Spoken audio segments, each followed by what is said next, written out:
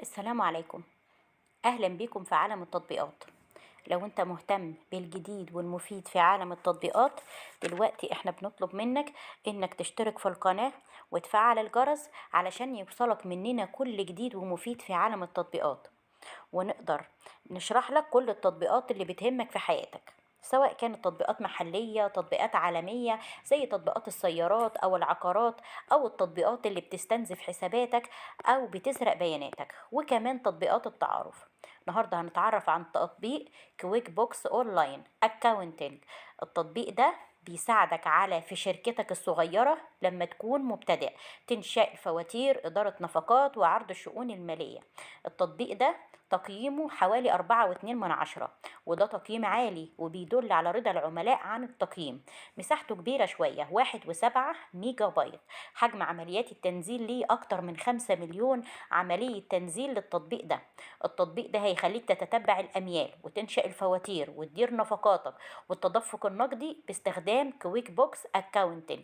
ده مصمم للتجار الفرديين والعاملين لإدارة أعمالهم والبقاء على اطلاع بكل شيء من ال HMRC.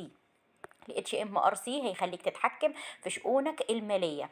ومن خلال التطبيق ده اي حد عنده شركة صغيرة التطبيق ده هينظم له كل حاجة. كل اللي عليك ان انت تتتبع كل نفقات الاعمال وتعمل تقنية كويك بوكس على قياس نفقاتك مقارنة بالاعمال المماثلة. بيقوم التطبيق ده بحساب مساهمات ضريبة الدخل والتأمين الوطني الخاصة بيه كمان.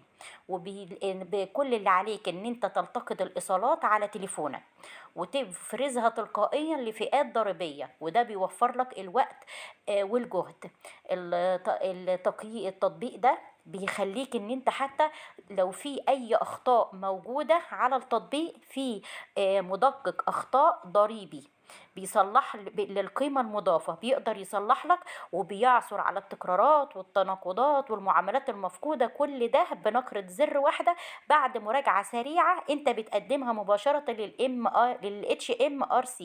ضرائب مخطط صناعة البناء.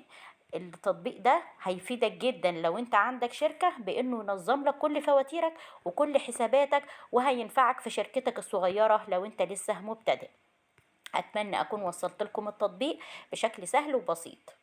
ولو في اي تعليق ايجابي او سلبي ياريت اسمع ارائكم في التعليقات علشان كلنا نستفيد منها.